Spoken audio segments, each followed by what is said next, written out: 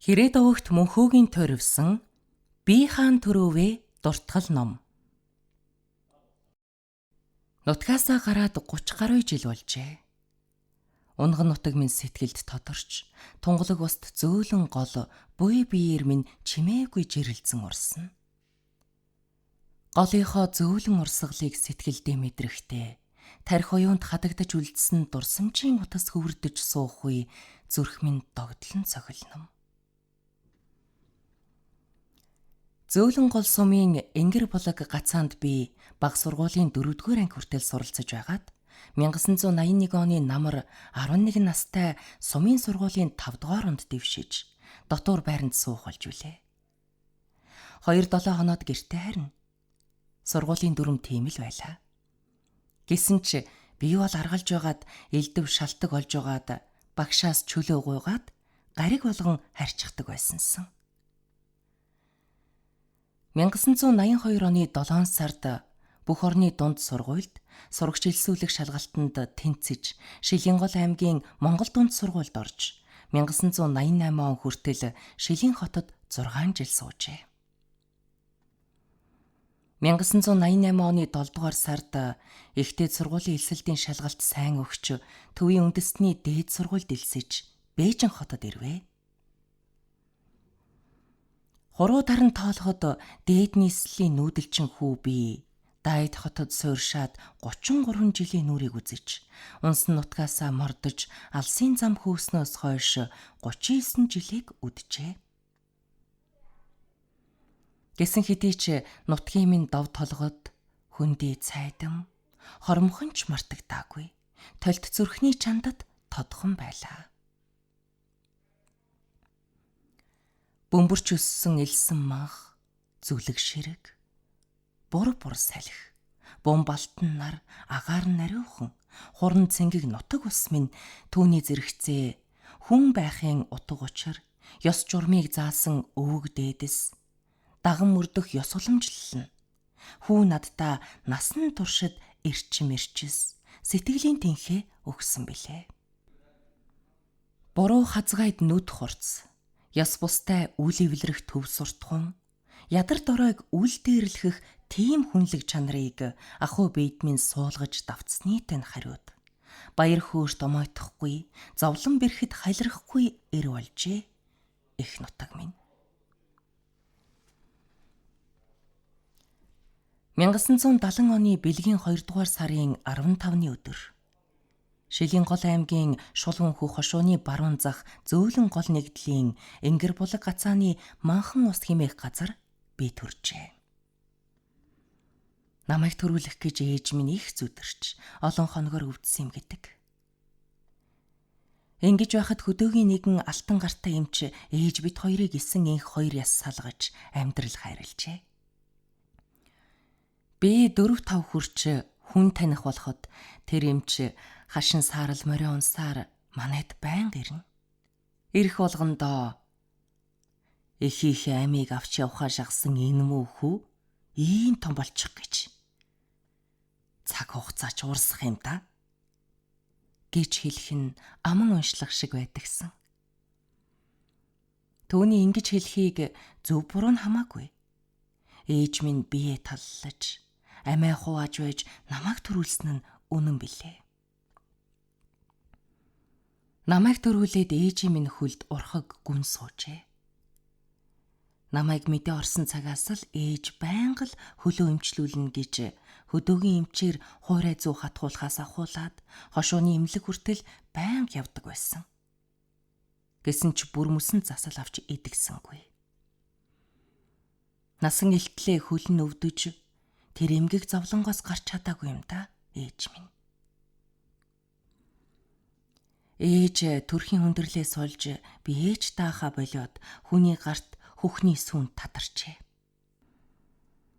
Улаан ялзрай хүүгээ өлсөж уйлж уйлгнахад ээж аавын минь зүрх яаж хэцүү шархалж өмөрч байсан бол.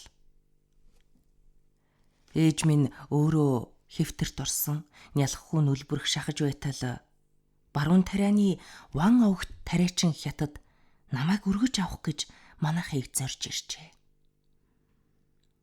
Тэгэхэд хүнд байдалд ороод байсан манайхан ван овогтын гуйлтыг зөвшөөрөх тийш ирэхгүй хэлбийж байв. Харин аав том ах хоёул намайг өргүүлэхээс татгалзаж хэдий хүнд байлаач отхон хүүгээ хүнд өгөхгүй гэж шийдсэн билээ. Үлдээж авсандаа хариуцлага хүлээж том ах маань саарл үрээгээ унаж зунжин цуслан өвлжөөний хооронд угжны сүү зөөдөг байжээ. Харин үлдээж авсан отхон хүүн хожмын нэгэн өдөр өөрсдийн орхин холын хол явж аав ээжээ өтлөхийн үед дэрэгдэн байх нь битгий хэл хамгийн хэрэгтэй үед нь хамгийн хүссэн цагт нь дэрэгдэн байж чадаагүй юм. Хүний хувь тавилан гэж ийм л тааварлашгүй байдаг юм болов уу? Их хүн нялх балчир үрээ хараад хайр нундарч сүү нэвэлдэг. Үр ачин ихийн сүүнээс тижээл авч ихийн хайраар оюун санаанд төлжиж хүний ертөнцийн халуун бүлээнийг мэдэрч зөв энергитэй болж өсдөг нь аргагүй үнэн билээ.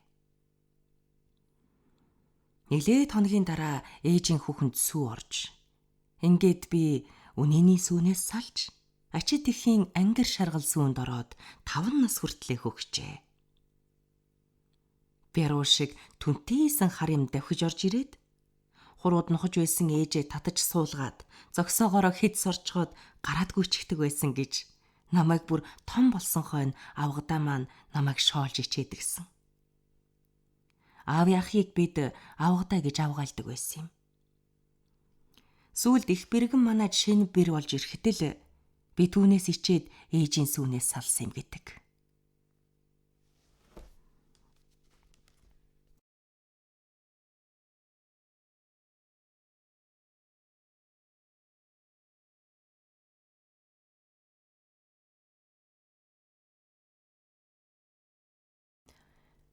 Чуулалт хаалга Шилийн хотыг холбосон хурдны замын чуулалт хаалганы чиглэлийн 218 дахь километрт замын хойд талд зөөлөн гол сум оршдог. Зөөлөн гол сумаас баруун тийшээ ихэр дүүрэг овоо алслан дүн хийж, тайвас хошууны тариа үргэлжлэнэ. Зүүн тийшээ хавирга, өмнө тийшээ хэбэ, умар тийшээ шулуун цагаан хошууны малжих талбай, булган тохой сумтай хиллэлнэ. Зөөлөн гол сумын харьяанд энгэр булаг, ар булаг, олон мод, зөөлөн гол, баян жавхлан нэртэй 5 гацаа байдаг. Өмнө зүгт байх олон мод, зөөлөн гол, баян жавхлан нь шавнарын 3 гацаа. Хойд талын энгэр булаг, ар булаг нь сүргийн гацаа юм. Нутгийн хил дотроо ихэр дүүрэг овоо, алтан овоо, баян овоо, хүүхдийн овоо, зөөлөн овоо хэмээх тахилгын онгод шүтээнд эгчдүү 5 овоо болон хэд хэдэн булаг бий. Өмнө биеийн олон мод, зөөлөн гол, баян жавхлан, шавнарын 3 гацааныхан алтан овоо, баян овоо, зөөлөн овоо, хүүхдийн овоог тахиж, харин хойд биеийн энгэр булаг, ар булаг 2 сүргийн гацаа нь ихэр дүүрэг овоог тахина. Шавнар гихч ажаагигийн шавнарыг заана. Ажаагигийн алсхол хөхнуураас хуучин шавнараа эргэхээр зөөлөн гол суманд ирж алтан овоог тахиж байсан гэдэг юм. Тэгэхэд шавнар сүрэг төдийгүй шулуун гацаан тайвас зэрэг хөрш хошуудын олон шүтлэгтэн мөргөлчөд хуран цуглаж хэдэн өдөр хөл хөс болж байжээ. Ажаагигийн бол төвд чиглэлийн буддын шашны гүмбэн хийдийн хамблам. Ажаагигийн 1-р дүр нь шарын шашны үүдэгч Зонховын эцэг ажээ. Ажаагигийн өргөлийн мал сүргийг адуулдаг шавнараар Ажаагигийн ар сан байгуулжээ. Ажаагигийн шавнар 16 дугаар дүрийн Ажаагигийн үед анх бүрлдсэн байдаг. Үүнд хөхнуурын дээд Монголоос 7 өрх, хөвөөт цагаан дайпус, авга, үзэмчин, сөнөд, ордос, солон барга, халхаас 40 гаруй өрх татагдан иржээ. Цахрын 7 сүргийн амбан, цахар зүүн гарын 4 хошууны амбан, зүүн баруун гар тайвас хошууны амбан нар 7 нуурын Ажаагигийн санд нутаг болгон заажээ. Ажаагийн шавь нарын газар нутгийн тухай тусгай хуралдуулж, ихэр дүүрэг овооны зүүн суг, цагаан хошуу, ардваасын ингэр, хагийн хүтэл, хавтгай, баг бэлгэх, зүүн шантын 2 хүн чулуу, сүүжийн зүүн хөтөл, эрдэмт, бор өндрийн хоорондох нутгийг Ажаагийн ар санд нутаг болгон заасан байдаг. Зөөлөн гол сумын сүргийн айлууд гэдэг нь Энгэр булаг, ар булаг 2 газаанд суурьших, Хээчин вангийн сүргийн айлуудыг зааж байгаа юм. Хээчин ван гэж Чин улсын найралт төв хааны 5 дугаар хөвгүүн, Тэнгэрийг тэтгсэн хааны төрсөн дүү Айшин Герогийн хүү болоо. Хааны ордон болон Хээчин вангийн ордонд зум, цагаан эдээ, арсны хий, ноос нийлүүлэх үүрэгтэй Хээчин вангийн сүргийг байгуулахдаа зүүн баруун сүрэг хэмээн 2 жигүүрт хувааж захируулжээ. Үүнд хөвөөт цагаан хошуунаас 20 дөрөх татаж зүүн сүргийг бүрэлдүүлж, уулын шулуун хөх хошуунаас 70 өрх, хөвөөт шар хошууны харуулын айлаас 12 өрх татаж баруун сүргийг байгуулжээ. Газар нутаг гэвэл хөвөөт цагаан хошууны өмнө биеэс зүүнээс баруунаа хүртэл уртаашаа 150 мод газар, өмнөөс хоошоо хүртэл өргөөшөө 90 мод газар байдаг. Зөөлөн гол сумын сүргийн айлаас гадна Хебе мужийн нэгэн хэсэг, улаан цавын нутгийг багтаасан гүл улаан, гүл шар, хөвөөт шар, шант адуучин, зүүн баруун гар тайвас гэх мэтийн хуучин цахар хошуудын цахар иргэдэн Чин гүрний хааны мал сүргийг адуулж байсан малчид юм. Түүхийн улирал цагийн хувирлаар эрэмгийн дайчин цахар түмэн ийхүү дайны агтнаасаа бууж ган хуйгаа тайлж, цавчих илдээ хуйлж, эвшээх нумаа хумяад Чин улсын хааны малыг маллах жижигхэн шилбүр атгсан адуучин, хончин, үхэрчин болжээ. Эртний үгэнд цахар босохгүй бол цэрэг босохгүй гэдэг. Цахрууд Монголын түүх, ялангуяа цэрэг дайны түүхэнд маш чухал үүрэг гүйцэтгэж ирсэн. 15 дугаар зууны сүүлч 16 дугаар зууны эхэнд Даян хаан Сэнтигээ цахарт засаж, цахраар төвлүүлэн хаанчилж явсаар 17 дугаар зууны эхэн үеийн Лэгдэн хотогт хаан хүртэл үргэлжилжээ. Энэхүү 100-ны туршид цахар нь Монголын хамаг хүчтэй түмэн болж, даяар Монгол улсын төр, цэрэг дайн, аж ахуйн төв болж байжээ. 16 дугаар зууны сүүлч 17 дугаар зууны эхэнд хүчрхэгжин боссон манж нар Монголын дотоодын хямралыг сиймхийлэн Монголыг оруулж авахаар өндөлцөхөд Лэгдэн хааны цахар түмэн манжийн эсрэг Монголын гол хүчин болж байв. Монголын яруу найрагч Чимэд Арвдангийн мягмар сүрэн цахар шүлэгтэй. Цавчих илдийн эр болсон, цариг дуулганы алга болсон цахар түмэн. Эхэр 6 түмэн үхрийн бөөр шиг Монгол, цахар удмын гавьяаг охор буу сэтгтүгэ. Өгсөж явсан гүрэн хагсаж унахын дансанд төрийн бүслүүр чангалахаар төрхөрч боссон цахар. Дуутай суутай гүрнийг луутай ил дээр цавчхад цөстэй төрөө хаацайлж цустай унсан цахар. Манчгаадын нүүрэнд цөлөгдөж төөрсөн цахар, гүнж дэлхийн бөөрөнд тэлэгдэж цөөрсөн цахар. Зөөлөн гол нутаг маань засаг захиргааны харьяаллын хувьд Чин улсын сүүлч үеэс хэд хэдэн хошуу засгийн харьяалалд багтаж байв. Зөөлөн гол сум нэг хэсэг цахрын хөвөөд цагаан хошуунд харьяалагдаж 1937 он болж 1000 хошуу байгуулагдахад тус хошууны харьяанд оржээ. 1949 оны 3 дугаар сард 1000 хошуу тайвас баруун гар хошууг нийлүүлж 1000 тайвас баруун гар холбоот хошуу байгуулагдаж ар булаг Энгэр булгийн сүргийн айлууд тус хошууны тэргүүн сумтай нийлсэн юм. 1956 оны 11-р сард 1000 тайвас баруун гар холбоот хошууг хасаж шулуун хөх хошуутай нийлүүлээд шулуун хөх хошуу хэмээн нэрийдэхэд Зөөлөн гол сумын Хээчин вангийн сүргийн нутаг нь шулуун хөх хошууны харьяанд оров. 1963 оны 5 дугаар сард шулуун хөх хошууны Шандын гол ардын нэгдлээс салж Ажаагийн шав болон сүргийн айлуудыг нийлүүлж Зөөлөн гол ардын нэгдлийг байгуулж шулуун хөх хошууны бие даасан нэгдэл болжээ. 1983 онд даачлалтын дүрмийг хэрэгжүүлээд нэгдлийг татан буулгаж сум болгон сэргээхэд зөөлөн гол сум болжээ. Харин 2005 онд сум балгасыг нийлүүлэх их урсгал дунд зөөлөн гол, шандын гол хоёр сумыг нийлүүлж шант балгас байгуулсан юм. 20 дугаар зууны 70-аад оны эцэс 80-аад оны эхээр зөөлөн гол нутгийн нэрт зохиолч, шүлэгч Гоо Рашчавын хүн олны сонорт хүргэсэн зөөлөн голын зөвгөөн урсгал шүлгийн номонд өгүүлсэнчлэн зөөлөн гол нутаг минь шулуун хөх хошуунтай газар нутаг багтай хүн ам цөөтэй сум. Зөөлөн гол сум бол хулан шарга, даагын элснээс баруунш нилээд хальж гарсан боловч ногоон гучлаг бүхий элс манхантай. Манхны хонхруудад шар бургас найгалзан, бургасан шугуй дотуур хээрийн туулаа дэгдсэн сайхан нутаг юм. Дээдсээс өвлсөн золбоот нутгийнхаа бүлийн шороон дээр тоонот гэрээ барьж, ган тулгандаа галаа бадрааж, үр удмаа залгуулах хүн ардна. Өгөөмөр нутгийнхаа хишиг буйнд өнгөлөг амьдрна. Нутгийнхаа алдрыг өргөн явах алдартан цуутнууд үе үе залгаж, унтаршгүй асан дүрлзэж байна. Алдарт зохиолч, шүлэгч Гоо Рашчав, доктор Намар, хуйлзын доктор Хавар, дуучин Уянга нарын алдартнууд аймаг хошуундаа алдаршиж цолгорсон билээ. 2 дугаар бүлэг. Ихэр дүүрэг овоо.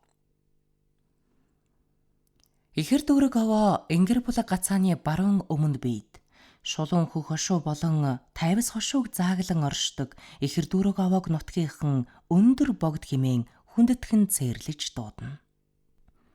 Манайхаас баруун шаа мориор мөч гэртээ шогшуулахад ихэр дүүрэг овооны бэлд хүрнэ. Ихэр хоёр овооны зүүн талын том овоо нь баруун талын хүүхдийн овоогоо дүүрч яваа юм шиг харагддаг юм. Ингэж харагддаг болохоор ихэр дүүрэг овоо гэж нэрлсэн бойцаа. Ихэр дүүрэг овооны баруун суганд хармалгайтны сүм, улаан толгойн сүм гэдэг хоёр сүм байсан. Түүнээс улбалж энэ нэрийдэв гэж зарим нь хэлдэг.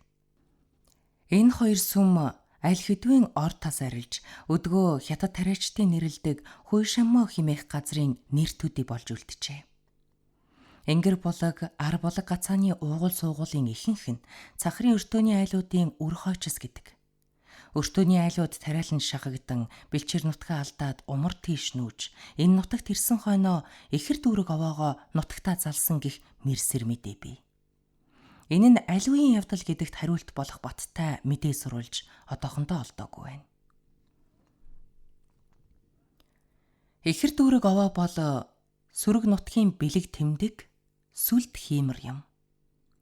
Шилийн хот чуулалт хаалга хурдны зам ихэр дүүрэг овооны урд хормоогоор өнгөрнө. Өвөл зуны амралтаар нутаг буцахдаа автобусанд нойрмоглон унтаж замын уртыг туулнаа. Тэгж явсаар тайвас хошооны төв айртангууд яг л мэдсэн юм шиг нойрноос сэрж цог зал гялалцдагсан. Бавчин өнгөрөөд нэг их худалгүй ихэр дүүрэг овооны сүр бараа тэртээд хөхрөн харагдана. Ихэр дүүрэг овоогоо хараад л аавынхаа барааг харсан хүүхэд шиг догдолж яардаг байлаа. Би 12 настай байв. Аав ээж гэр орноосоо холдож Шилийн гол аймгийн Монгол дунд сургуулийн дотор баримт суух болов. Манай сургууль төрсэн гэрээс 400 гаруй газрын зайтай. Чөлөө тавихтал гэртээ нэг харихтул 4 сар гаруй дотор баримт суухад утаат бор гэрээ, ухаант буурал аав ээжээ өмөртөл сана. Өвлийн амралт хурдхан болоосой зуны амралт хурдхан эхлээсэ гэж хуруу даран хоног тоолно. Амралт эхлэхдээ зэрэгцсэн бодол сэтгэл дүүгүүрийн чулуу шиг нутаг өөдөө нисдэг байлаа. Автобусанд суухаас эхлэн сэтгэл хөвөлзөж, замын турш өндөлзөж явна. Замын хажууханд торойх намхан боруулыг ороож, хавиргын зүүн хойд амаар өгсгөд ихэр дүүрэг овоо харагдана. Хавирга манайхнаас 30 газрын зайтай байвч ихэр дүүрэг харагдмагт суудлаасаа босож хаалга дөхөж буухаар зихдэг байлаа. Жилийн 4 цагт ихэр дүүрэг овоо өөр өнгө төрхтэй угтаж авна. Зуны дэлгэр цагт хөвн цагаан үйлс хөвсөж, уудам хөх тэнгэр дор ихэр дүүрэг хөхрөн ханхайн. Өвлийн дүн хүйтэнд цас мэс цайлзуулан тосохдоо Хол замд бээрсэн хүүгээ халуун өвөртөө өлгийдэн авах өвөг эцгийн элбэг дах шиг нүмертэй санагддаг. Намар цагт хоноод өнжүүт зүсэрсэн намраа бороонд ихэр дүүрэг овооны орой манан хүүг дунд шингэж, ингэр хормойд нь усан манан хөглөрч үзэгдэнэ. Өдгөөгөөс хагас зууны өмнөхөн гэхэд ихэр дүүрэг овооны ингэрт алаг цэцгэс ганхаж, хайлаас бургас найгаж, аараг сахиагт нь хярс мангас үнэг чон оргондог байсан юм шүү. Ихэр дүүрэг овоог тойроод 9 цагаан булаг ундардаг байв. Өмнө талд баян булаг, баруун талд шанаган булаг, баруун өмнө талд мөнх булаг, сүжийн булаг, баруун хойд талд наран булаг, хойд талд хонин булаг, мантин булаг, цаашлаад ар булаг, зүүн хойх нь хар чулуун булаг зэргийн хатж ширэгдэггүй 9 булаг ориглон ундарч байжээ. 20 дугаар зууны 80-90 донд ихэр дүүрэг овоог тахихад бас хойд зүгийн хонин булагийг тахиж байсан. Одоо юу болов? 9 цагаан хүсэл шиг 9 цагаан булаг минь бүгд ширгэв. Ихэр дүүрэг овоо эзэн сахиустай догшин овоо гэж эцэг өвгөд хэлдэг байв. Тийм учраас эмэгтэй хүн гардаггүй. Сүрэгчид ихэр дүүрэг овоогоо шүтэж ирсэн. Овоондоо зол жаргалаа даатгаж, зовлон бэрхшээлээс зайлуулж хайрал гэж гуйна. Нутаг төмний хэн нэгэн нь нутгаасаа гарч харь холыг зорихдоо ихэр дүүрэгтэй залбирч, аян замаа даатгаж, сүсэг ихтэй нэгэн нь шившиж мөргөж байж аргаддаг байжээ. Дээр үед ирэлчид, жинчид, цэрэгт мордогсод тухайн цагийн ороо бусгаад төөрч ядарч явхад нь ихэр дүүрэг овоо өмг түшиг болж, итгэл зоргийг насааж хатуу бэрхийг даван туулах хүч өгдөг байсан юм. Миний аав залуудаа нутгийн жинчидтэй давсны жинт хийдэг байжээ. 10 хэдүүлээ нийлж 20-од тэрэг чөрхөлж хэдэн зуун газрын холын аяныг 2-3 сар явдаг байж. 50 бус тийм цагт жингийн хонхоо жингэн үлсээр хээр хөдөө хүйтэн нойтонд хоноглон явхдаа өндөр богддоо залбирч аяны алтан шар замыг энх тунх явуулахыг ард үлдэж байгаа ам бүл гэргийн хүүхдэд даатгадаг байв. Залбирал намжлалын ач буйнд гэр бүлэн тайван байж хөр цасны хүйтэнд даарч хөрсөн жинчид дээрэм тонуулаас хол өвдөж зовлгүй яваад ирдэг байжээ. Ам амьдралд нь хишиг буян ивэж, үр удам залгуулж, гал голомт бадрав химэн их байглаа дээдлэн сүсэглэж, их байгалийн ач инэрлийг ямагт хариулж байхыг боддог нь монголчуудын сэтгэлгээний өөрмөц гүн ухаан билээ. Удам дамжсан ген, гүн ухаанаас олборлон тахил тахилгын ёс заншил бий болсон байна. Овоо тахилгын зан үйл нь тахил тахилгын нэгэн чухал бүрэлдэхүүн болно. Жил бүрийн бэлгийн улирлын хаврын сүүл сараас зуны сүүл сар хүртэл аймаг хошуу сум гацааны овоо тахилга эхэлж овооны найр зунжин тасрахгүй. Сүрэг шав нарын эгчдүү 5 шүтээнд овооны нэгэн болох ихэр дүүрэг овоог гацаа нэгжээс гадна хувь айлч тахина. Ихэр дүүрэг овоо бол Ажаагигэний тахиж байсан 5 овооны нэг юм. Ингэр булаг 10 булаг сүргийн 2 гацаа жил бүрийн бэлгийн улирлын 5 дугаар сарын шинд буюу 10-ын үлзийт өдрийг сонгож ихэр дүүрэг овоогоо эрэг хоньны шүүс цагаан эдэгээр тахидаг заншилтай. Энэхүү тахилгад холойрын сүсэгтэн зүг бүрээс хүрэлцэн ирж нар битүүн овоон дээр гардаг. Хүн бүхэн овоондоо чулуу нэмж 5 өнгийн хиймэр дарцаг хийсгэн тахил өргөц өргөөд мөргөж даатгадаг үлээ. Овоо тахигч мам санж хүж асааж сан тавьж хонх дамар дугарган дум бүрээгээ үлээж овоон сангийн эрүүлийн ном, навдаг шавдгийн урилгын судар, хиймрийн сан, сүлдний сан ном судрууд уншдаг. Ихэр дүүрэг овоог эрттдээс улаан цагаан 2 эдэгээр тахидаг юм. Овооны ард байгаа хонин булагтаа сүүргэж, эмт найруулгын аршаан усаар аршаалн цагаан эдэгээр тахиж ирсэн түүхтэй. Хүүхдийн овооны шураг модонд хадаг самбай уйж, бор шүүсний зөв талын хаагаар тахихын хамт чихэр борцог амтад зөөлөр тахилга өргөн хүүхэд багчуулаа эрүүл өсч, эрдэм төгөлдөр энх жаргалтай бол химэн ерөөл тавьж даллаг авдаг. Овоо тахигч мам овоо тахилгын намаа уншиж дуусаад сүүргэн овоогоо 3 эргэн даллаг аваад гэр хотлоор амар амгалан 9 цагаан хүслээ даатхан дээлийн хормоогоо дэвсэж овоондоо мөрөгдөг. Мөргсний дараа овоогоо нар зүү 3 эргчгээд овооноосоо буудаг. Овооноос буухтаа хүн бүхэн 1% тахил өргөц авч овоон дээр гараагүй гэрэн хүмүүстэй овооны хишиг гэж аваачиж өгдөг. Овоо тахилгын дараа овоондоо өргөсөн борш үүснээс түгээн уураг сүүл, дөрвөн өндөр шаант зэргийг төөн бүхэл, хугарах цагаан, чөмөг дүүрэн, дүүс бүрэн 5 тансаг бэлэгдлэр овоондоо үлдээж. Бусдын овооны өргөц гэж овоон дээр гараагүй хүмүүс эмэгтэйчүүд овооны бэлд тойрч суугаад мах идэж найрлан овооны хишиг хүртдэг юм. Энэ нь дээр үеэс уламжилж ирсэн зан үйл үлээ. Ойрын жилээс овоон дээр найрлахаа болж бүхэл шүүсээ хот усандаа аваачиж айл өрхүүдэд овооны хишиг гэж хувь түгээдэг болжээ. Томчууд овоондоо тахил өргөж мөргөн даатгаж байхад хүүхэд багчууд хажууханд байх хүүхдийн овоон дээр гарч эхийн алтан умаа химээх сэнж хадан доогуур шургадаг юм. Сэнж хаданд шургавал гай барчид арилна гэж үздэг юм. Зарим жил тахилгын үйл сая дуусаж тахилчид овооноос бууж амжаагүй байхад хурын үйл хуралдан бороо орж эхэлдэг. Олон хүний бодол хүсэл төвлөрөхөд суу хүчин болж сул гэрэл төвлөрөхөд юм шатаахын адил төмөн олон шүтэж тахихын цагт овоо хайрхны рид шид бадардаг үзье. Тахилгын дараа гацааны албан гэрийн өмнө сүсэгтэн олноороо цугларч бүх барил дуулж морь уралдуулан овоо тахилгын найр хийдэг. 1989 оны овоо тахилгын найрт 64 хүчит бүх барил дуулав. Бүх барилдаанд шавнар болон шулууд хөвөт цагаан хошууны бүх хүрэлцэн ирж зодоглож байсан. Хатир жороо хурдан морины уралдаанд шулан хөвөт цагаан хошууны гүн нуурын сайн морьд ирж нэжигэр их наадан болж байв. Овоо найрын 64 бүхийн барилдаанд 19 настай бие зодоглоод 5 давж тэргүүлэн ихэр дүүрэг овооныхоо зузаан хишгийг хүртэж байсан сайхан дорттгал бий. Сүсэгтэн олон заавал тахилга тайлга гэлгүй ердийн цагт ч гэсэн цайс үнийхээ дээжийг өглөө бүр өндөр богддоо өргөж байдаг. Ээж минь өглөө болгон үнийгээ сааж орж ирээд сүүгээ шүүж ваарандаа юулэнгээ цацлын халбаг ховинтой сүүгээ аваад өндөр богддоо хандан сүү цацлаа өргөдөг байв.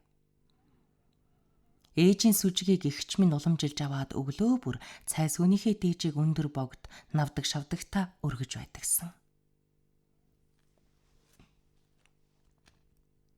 Хар багаасаа сургууль соёлын мөрхөөж байн гадуур дотор явж байхад өндөр богддоо илүү залбирч даатгаж байгаарай хэмээн ээж аав минь загч сургадагсан. Манайхан ерөн сүсгтэй хүмүүс. Сүжиг бол хүмүүст сэтгэлийн тэнхээ, зөв энерги өгч, аль хүндрэлтээ ядарч туйлдсан цагт хүсэл гэгээ болдог. Ихэр дүүрэг овоо уюуийн сүсэгчдийн ариун шүтэн өмг түшиг болсоор ирэв. Нутгийн домог ёс заншил, хүн ардын сэтгэлгээ, аж амьдралын цэг тусалд нь хүртэл ихэр дүүрэг овоо гүн шингэсэн байдаг юм. 20 дугаар зууны 40-од оны дунд үед аав, авгатай хоёр эсрэг тэсрэг замналаар явсан төрсөн ах дүүс билээ. Авгатай гэж аавын ахыг хэлнэ.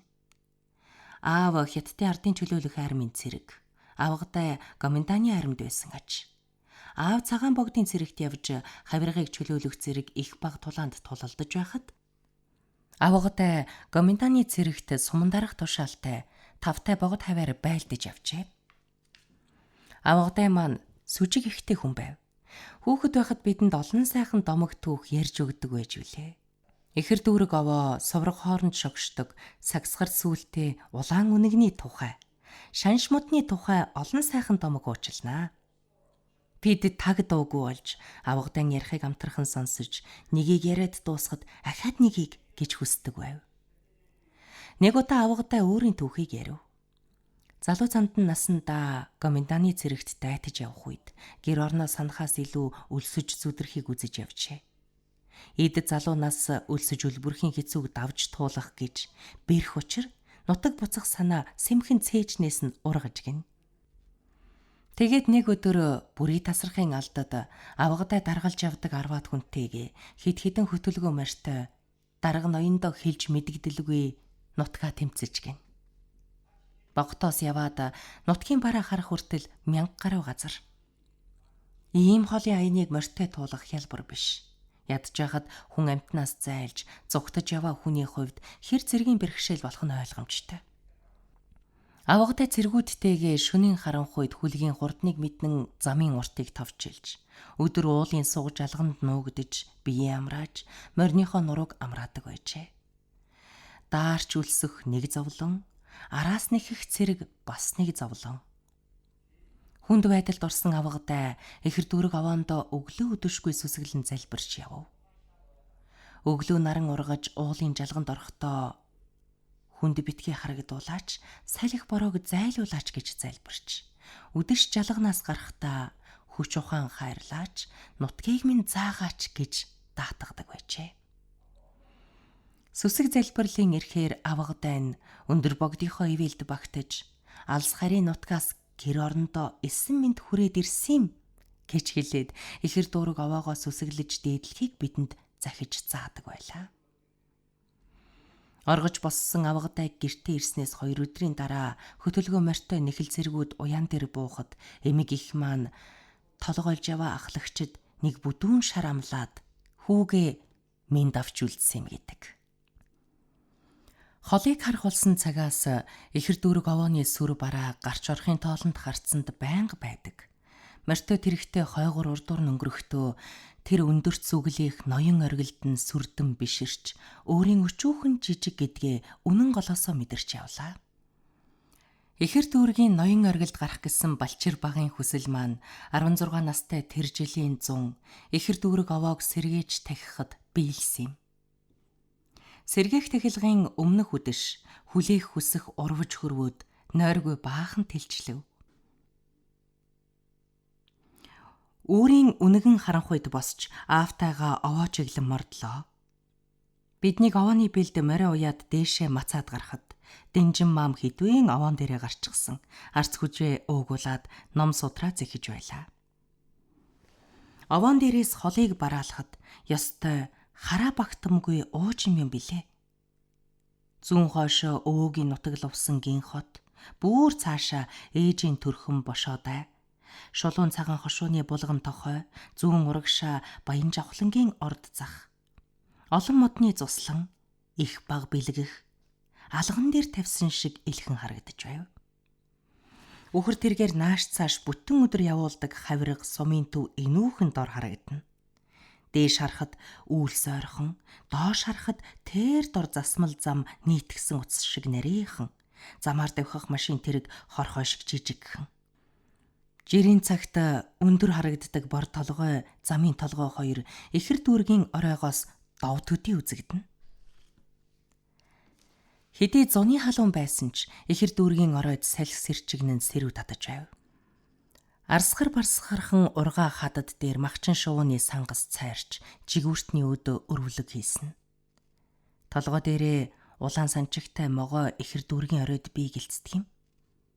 Дэнжин маамын чандрыг эхэр дүүрэг овооны энгэрт бунхалахад шулуун цагаан хошууны дүн шиг маам ирж газар сонгосон юм билээ.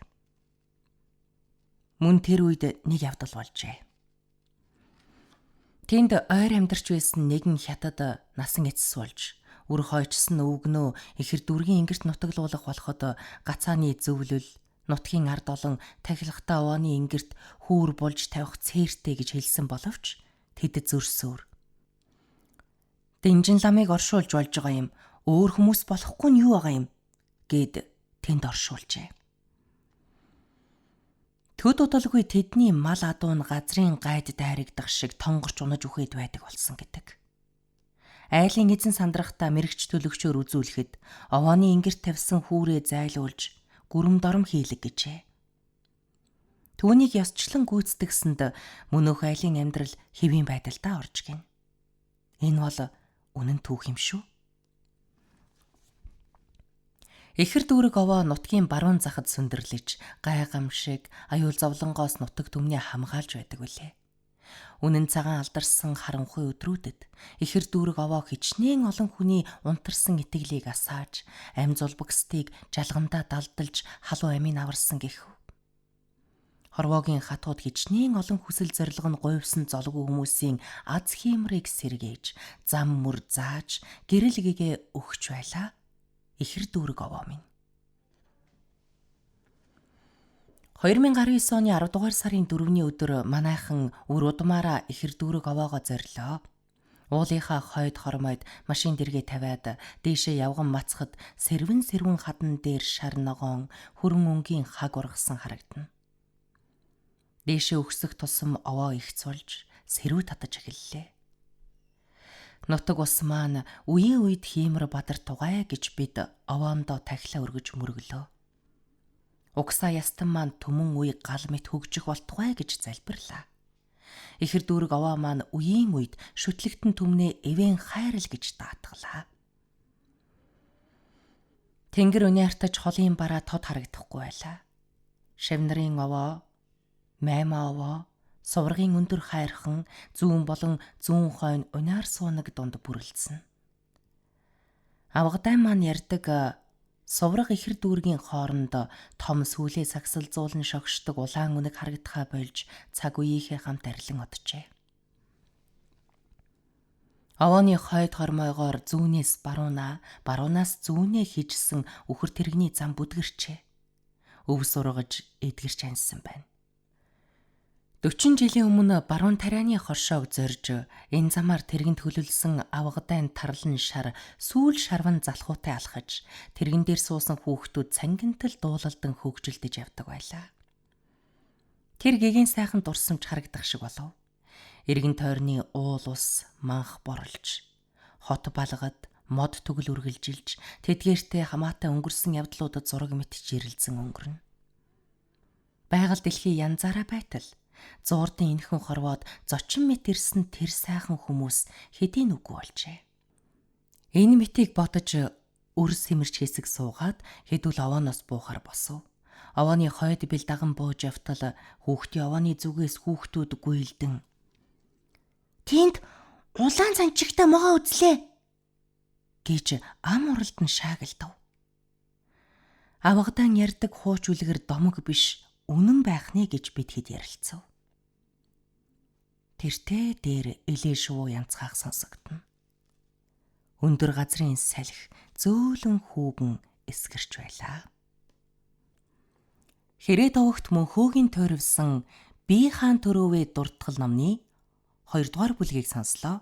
Та энэ номыг худалдаж авахыг хүсвэл Бээжингийн үндэсний хэвлэлийн хороонд хандаж тэг 10 58 13 тэг 9 14 дугаарын утсаар холбогдоорой. Утасны дугаарыг давтан хэлье. тэг 10 58 13 тэг 9 14